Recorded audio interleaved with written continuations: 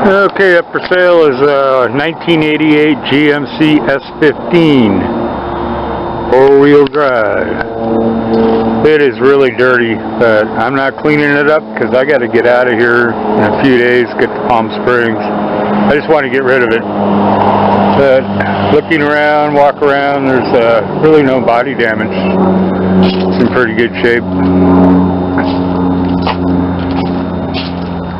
The only thing I don't like is this canopy it came with. It's kind of a piece of junk, I think. But yeah, shoot, it overhangs the rear a little bit. It doesn't belong on this, but it works. In fact, it's got a seat clamp on there to hold it down. Probably could use a couple more, but I ran it for a year and a half that way, and it was okay. Kind of like the idea of keeping my stuff dry in the back, so I ended up keeping it.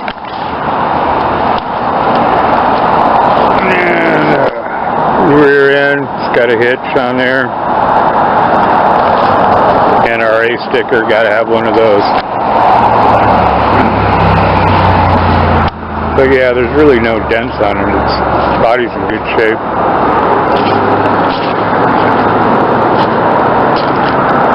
And it's got a spotlight on there, which works. Well, right now it's not working because there's a bunch of wires in there and there's a short. When I go over speed bumps, it goes on and off, but I just haven't had any time to work on it at all.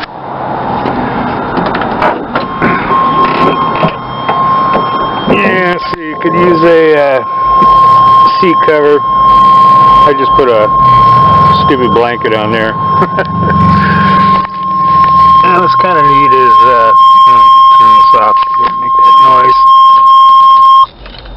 There we go. What's kind of neat is it's got a air intake there for the air shocks in the back. So if you got a big load, you can put air in there. Just don't go over 80 pounds though.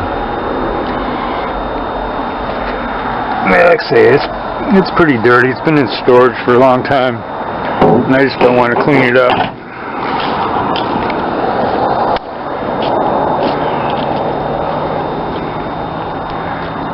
Another nice thing is that it's got the jump seats in the back, so yeah, you take a couple extra bodies, and the seats fold up like this one here. This one's folded up, so you put a lot of stuff back there, which is kind of nice.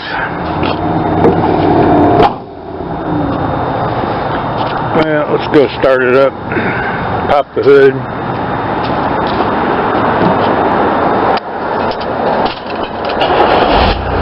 It starts right up.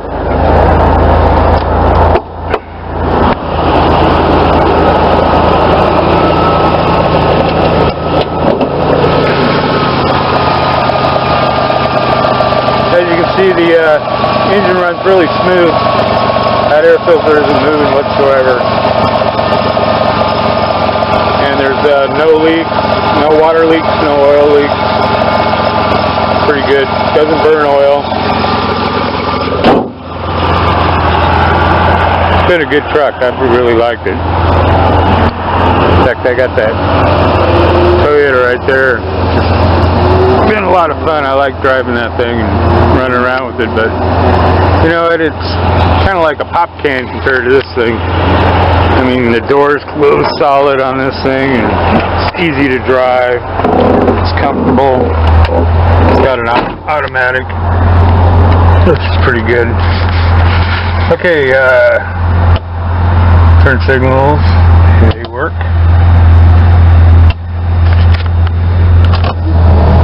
Heater works.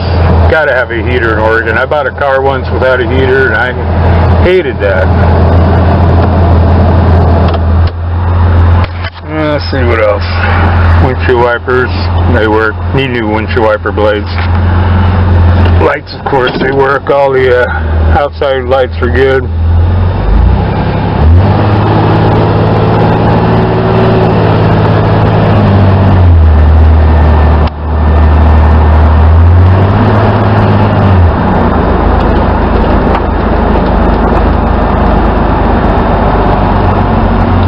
Tags are expired on this,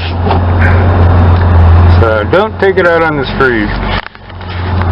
But when I went in to go get tags, he told me he was running really rich.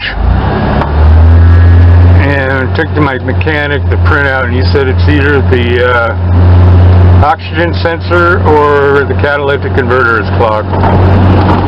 Because when you give it gas, it's just kind of doggy. So I'm thinking it's got to be the oxygen sensor.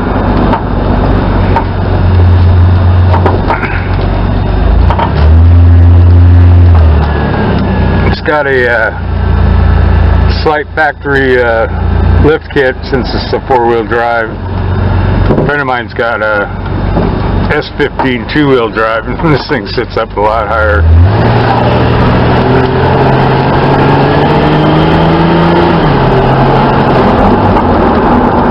Yeah, the performance isn't so great right now. I really think it's got to be the catalytic converter. Probably clogged.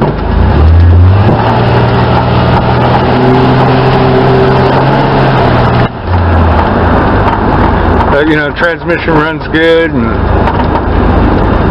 drives pretty smooth. Front end doesn't wobble.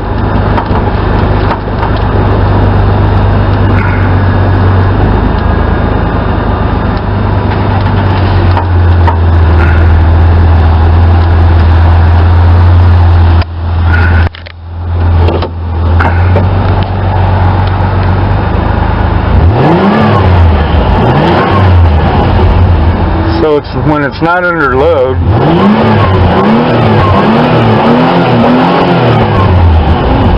the RPMs go up pretty good, but when you got it in gear and drive, it runs kind of doggy.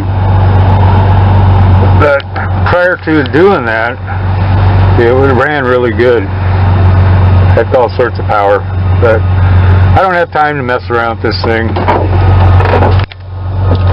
I just want to sell it and get rid of it.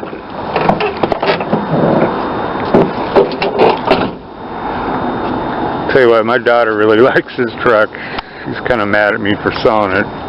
She learned how to get her permit on it since she didn't have to drive a stick. So anyways, the bad 240,000 miles, but runs good, and well, except for the catalytic converter or the O2 sensor. I put a new fuel pump in about 5,000 miles ago. That's the only thing I ever did with it, except for I did put some front discs on there. And the four-wheel drive, now the front CV joints, they're totally shot.